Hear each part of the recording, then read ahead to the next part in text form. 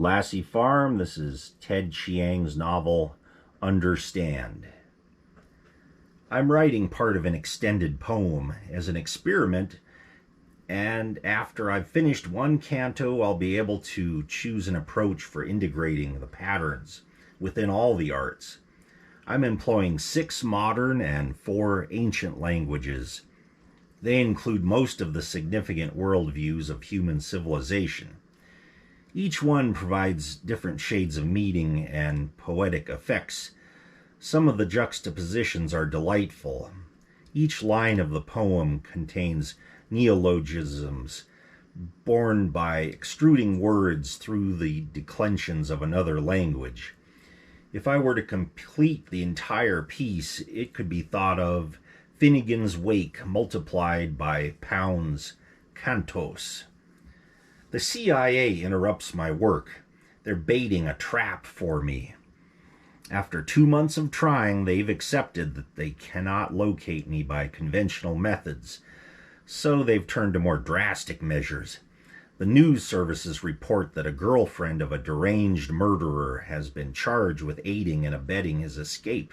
The name given is Connie Parrott, someone I was seeing last year. If it goes to trial, it's a foregone conclusion that she'll be sentenced to a lengthy prison term. The CIA is hoping that I won't allow that. They expect me to attempt a maneuver that will expose me to capture. Connie's preliminary hearing is tomorrow. They'll ensure that she's released on bail through a bondsman if necessary to give me an opportunity to contact her. Then they'll saturate the area around her apartment with undercover agents to wait for me. I began editing the first image on screen. These digital photos are so minimal compared to holos, but they serve the purpose. The photos taken yesterday show the exterior of Connie's apartment building, the street out front, and nearby intersections. I move the cursor across the screen, drawing small crosshairs in certain locations on the images. A window with lights out but curtains open in the building diagonally opposite, a street vendor 2 blocks from the rear of the building. I mark 6 locations altogether. They indicate where CIA agents were waiting last night when Connie went back to her apartment. Having been cued by the videotapes of me in the hospital, they knew what to look for in all male and ambiguous passers-by, the confident, level gait. Their expectations, though, worked against them. I simply lengthened my strides, bobbed my head up and down a bit, reduced my arm motion. That and some atypical clothes were sufficient for them to ignore me as I walked through the area. At the bottom of one photo, I typed the radio frequency used by the agents for communication and an equation describing the scrambling algorithm employed.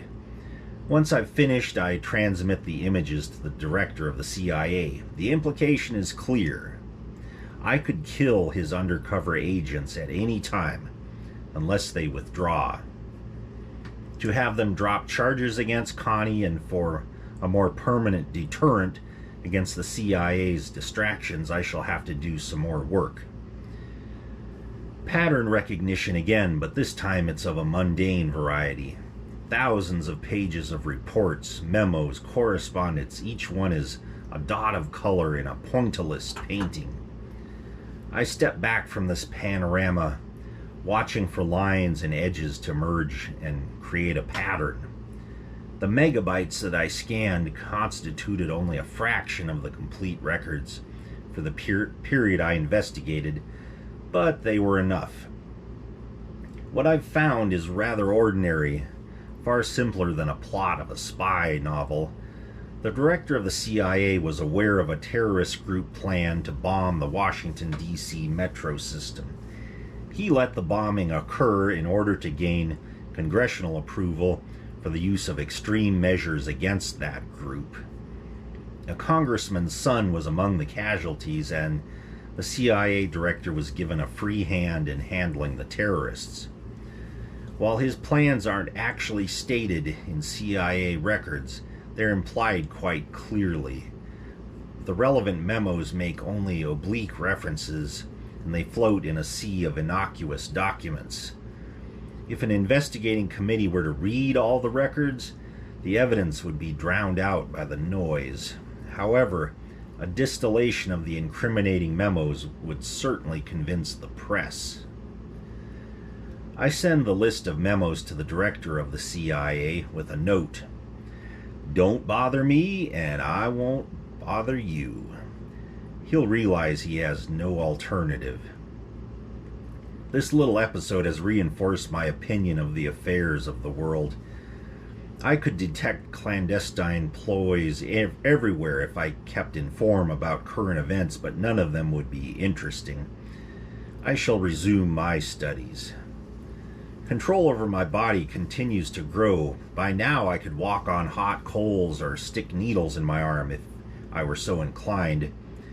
However, my interest in Eastern meditation is limited in its application to physical control. No meditative trance I can attain is nearly as desirable to me as my mental state when I assembled gestalts out of elemental data. I'm designing a new language. I've reached the limits of conventional languages, and now they frustrate my attempts to progress further. They lack the power to express concepts that I need, and even in their own domain, they're imprecise and unwieldy. They're hardly fit for speech, let alone thought. Existing linguistic theory is useless. I'll reevaluate basic logic to determine the suitable atomic components for my language. This language will support a dialect co-expressive with all of mathematics, so that any equation I write will have a linguistic equivalent. However, mathematics will be only a small part of the language, not the whole. Unlike Leibniz, I recognize symbolic logic's limits.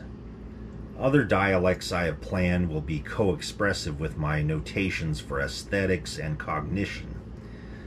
This will be a time-consuming project, but at the end result will clarify my thoughts enormously.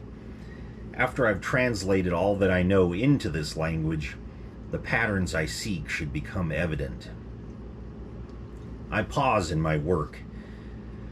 Before I develop a notation for aesthetics, I must establish a vocabulary for all the emotions I can imagine. I'm aware of many emotions beyond those of normal humans. I can see how limited their affective range is. I don't deny the validity of the love and angst I once felt, but I do see them for what they were. Like the infatuations and depressions of childhood, they were just the forerunners of what I experience now. My passions now are more multifaceted. As self-knowledge increases, all emotions become exponentially more complex. I must be able to describe them fully if I'm to even attempt the composing tasks ahead. Of course, I actually experience far fewer emotions than I could. My development is limited by the intelligence of those around me, and the scant intercourse I permit myself with them.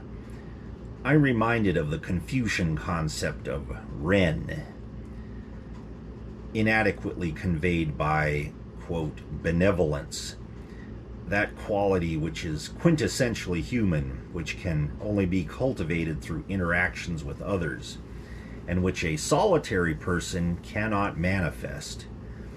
It's one of many such qualities, and here I am with people everywhere, yet not a one to interact with. I'm only a fraction of what a complete individual with my intelligence could be. I don't delude myself with either self-pity or conceit. I can evaluate my own psychological state with the utmost objectivity and consistency. I know precisely which emotional resources I have and which I lack, and how much value I place on each. I have no regrets. My new language is taking shape. It is gestalt-oriented, rendering it beautifully suited for thought but impractical for writing or speech. And we'll have to leave it there.